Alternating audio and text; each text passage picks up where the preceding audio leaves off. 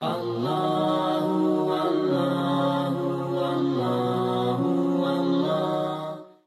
itulah yang terkandung di dalam sejarah 5,000 tahun dalam ketamadunan. Apa sebenarnya nak dibanggakan dengan tamadun 5,000 itu sebenarnya? Ketinggian ilmu dan sebagainya. Sedangkan kalau ikut di satu gunung, pergunungan Helen di Yinchuan. Saya tahu benda ini sebab tahun 2013 saya pergi ke China untuk buat penggambaran rancangan tetamu masjid di China yang telah disiarkan beberapa tahun lepas. Maka saya sampai ke situ. Di situ mereka menjumpai tulang-tulang manusia berusia 40,000 tahun. Maksudnya, sebelum itu telah wujud pun tamadun manusia yang lain. Tetapi yang direkodkan hanyalah 5,000 tahun. Maka tuan-tuan dan puan, perasaan bangga itu ada. Tetapi perlu dikongsikan dengan mereka apa yang berlaku di dalam ketamadunan itu dan sebagainya. Pertama. Kedua, orang Cina, kalau mereka nak fikir tentang agama, mereka sekurang-kurangnya mereka cuba elakkan agama Islam. Kenapa? Sebab mereka tak nak dipandang rendah dan tak nak dilabel sebagai pengkhianat bangsa.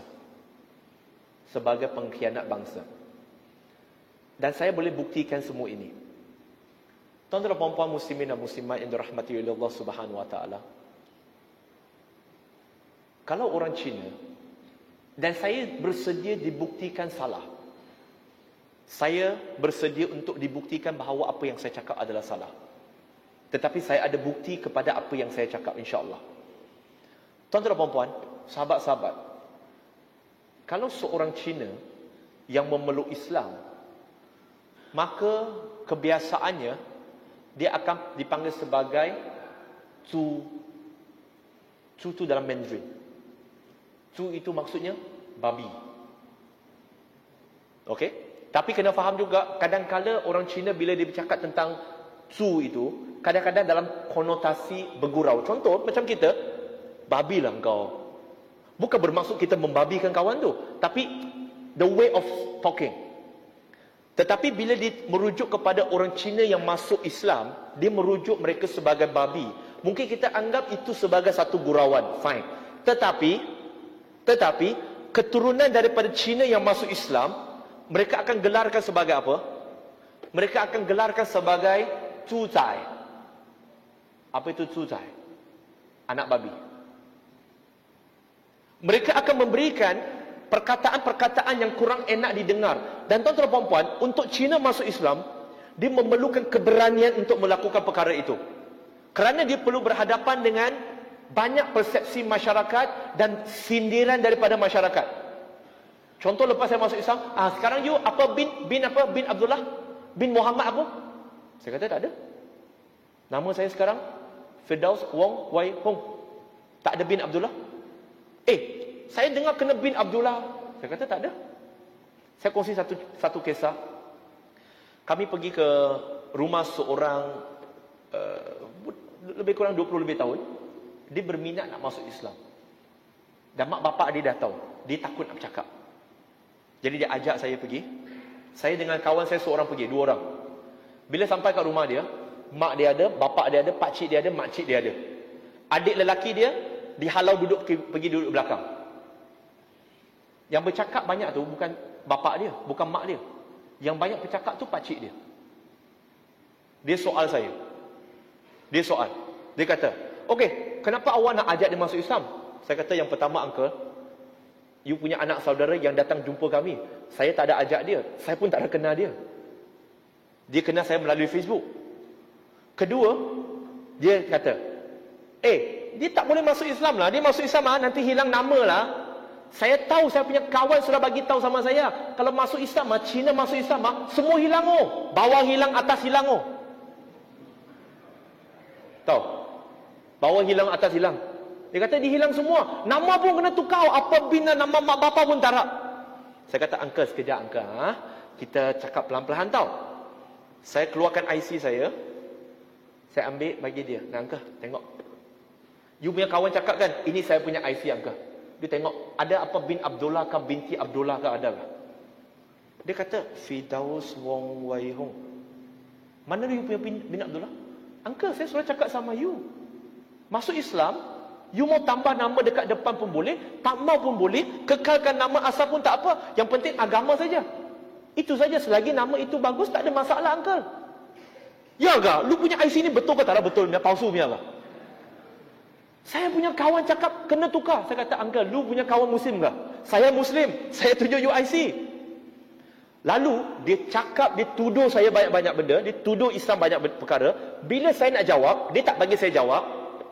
Akhirnya, adik dia, yang duduk kat belakang dapur tu, dia keluar daripada dapur, dia marah pakcik dia. Dia marah pakcik dia apa tau? Dia kata, awak ni apalah? Ha? Cakap banyak, tanya banyak, lepas tu suruh orang terangkan. Bila turn orang nak terangkan, kamu menyampuk tak bagi orang cakap. Apa punya orang bodoh? Dia bukan Islam, tapi dia rasional. Sebab dia nampak pakciknya banyak attack kami diam. Bila kami nak jawab, dia attack. Dia tak bagi chance langsung nak bercakap. Jadi dia nampak akhlak tu kat situ. Dia tengok, you orang asyik soalan. Dia orang mau jawab, you tak mau bagi jawab. Dia orang pun diam saja, tak ada bising-bising. You panggil orang datang, you mau dengar orang cakap. Sekarang you panggil orang datang, you tak mau dengar dia cakap, you saja mau cakap. Habis tu panggil orang datang buat apa? Adik dia rasional. Jadi tuan-tuan dan puan-puan, mereka ada kepentingan di situ, iaitu mereka tak nak dilihat sebagai pengkhianat bangsa. Dan ada di antara mereka kena halau. Tapi alhamdulillah, setakat ini kalau bangsa Cina, ada satu kes yang paling ekstrim pernah saya terima. Iaitu seorang remaja dalam 20-21 tahun.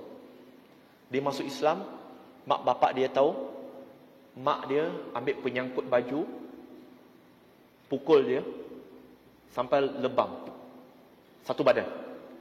Sampai lebam satu badan. Dia datang kepada kami. Dan kami nampak semua itu. Kami buat laporan polis. Kemudian kami cuba nak melindungi beliau. Tetapi mak bapaknya tipu dia. Kata, tak apalah, kamu baliklah, kami benarkan kamu beragama Islam, kamu teruskan je lah. Tapi setelah diterima pujukan ibu bapa dia, ibu bapa dia yang kata akan membenarkan dia beragama Islam, akan bawa balik dia balik ke rumah dia.